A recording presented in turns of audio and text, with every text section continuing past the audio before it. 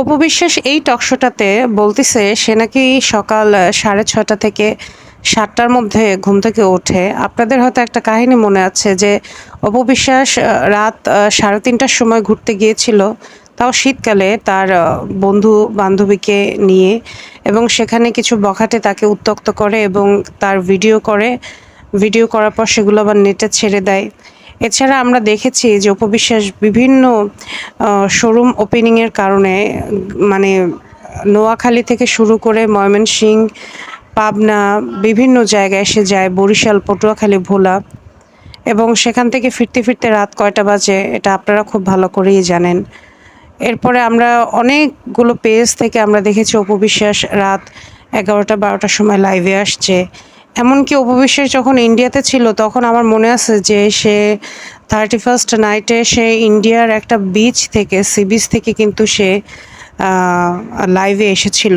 তো অপু বিশ্বাস যতই বলুক না কেন যে সে 6:30 বাজে ঘুম থেকে ওঠে, মোটেও সেটা না। এমনকি তাপস এবং বুবলি, মুন্নি এদেরকে নিয়ে যে একটা ভিডিও বানাইছিল সেটাও কিন্তু রাত 3টা না 3:30টার দিকে আপলোড দিচ্ছিল। এবং দেখা যায় যে সে ম্যাক্সিমাম টাইম রাত্রেবেলা অনেক রাত্রেবেলাই হচ্ছে পোস্ট দেয়, বিভিন্ন জায়গায় লাইভ প্রোগ্রাম করে এবং তার চেহারার ভিতরে কিন্তু কোনো ফ্রেশনেস নাই। তো একটা মানুষ কিন্তু রাত জাগলেই তার চেহারার ভিতরে সেই স্নিগ্ধতাটা মানে চলে যায়, তো বুঝাই যায়। তো আমার কথা রাত জাগতেই পারে, আমরাও তো রাত জাগি। রাত জাগাটা এটা এখনকার দিনে একটা অভ্যাসে পরিণত হয়েছে। সেই সকাল 10টা বাজে ঘুমাতে যাওয়া, সকাল 6টায় ওঠা এটা এখন খুবই আনকমন একটা বিষয় শহরের মানুষদের জন্য।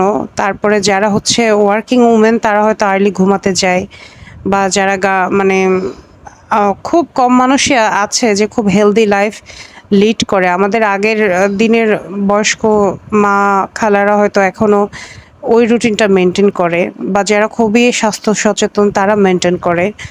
বুবলি সম্প্রতি বেশ কয়েকটা ইন্টারভিউতে বলে আসছে যে সে খুব আর্লি ঘুমাতে যায়, 10টা 10:30টার ভিতরে ঘুমাতে যায় যদি শুটিং না থাকে।